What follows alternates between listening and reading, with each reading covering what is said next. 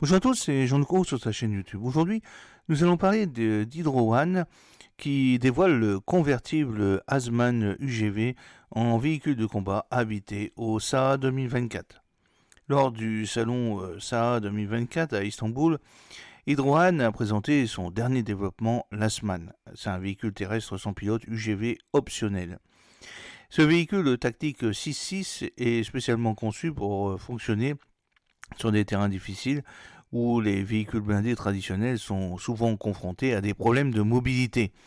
Grâce à sa configuration de roues flexibles, Asman maintient un mouvement efficace dans les conditions les plus exigeantes, améliorant ses performances pour les missions militaires.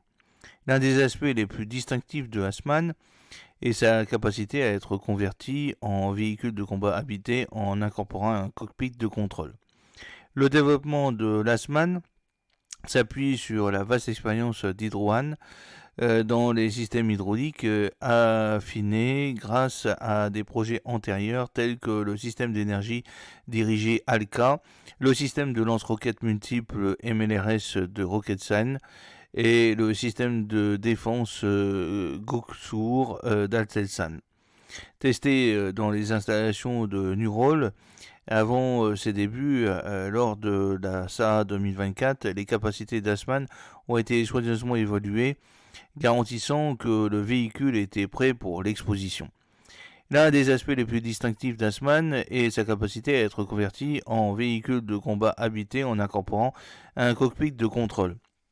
Cette conception de cockpit interne comprenant fenêtres est particulièrement rare pour les UGV, faisant d'Asman un ajout unique de sa catégorie.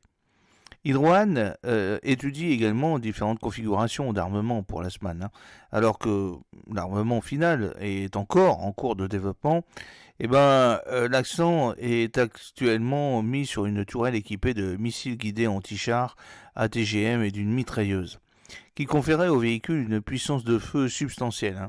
De plus, l'Asman est équipé d'un système électro-optique infrarouge EOIR monté sur un mât, conçu pour améliorer ses capacités d'observation et de ciblage, en particulier dans les positions dissimulées, renforçant encore son avantage tactique sur le terrain. En termes de taille et de fonction, Asman est le quatrième UGV lourd à être développé en Turquie, rejoignant une gamme qui comprend le Shadow Warrior de FNSS, le WMAX d'Aselsan et l'Apcar d'Optokar. Alors ce dernier ajout au portefeuille de systèmes sans pilote turcs souligne la croissance du pays. La création d'Asman reflète l'engagement continu de la Turquie à étendre ses capacités de défense et à tirer parti des technologies avancées pour améliorer l'efficacité de ses forces armées, en particulier dans des environnements complexes et hostiles. Hydro One a souligné que le développement du véhicule a été entièrement localisé avec tous les logiciels des systèmes hydrauliques et électroniques produits en Turquie. Ce projet a reçu un soutien important du ministère de l'Industrie et de la Technologie ainsi que le soutien de TÜBİTAK pour la recherche et le développement. Asman représente une longue tradition, engagement à long terme en matière d'innovation technologique, positionnant la Turquie comme un acteur important dans l'industrie mondiale de la défense.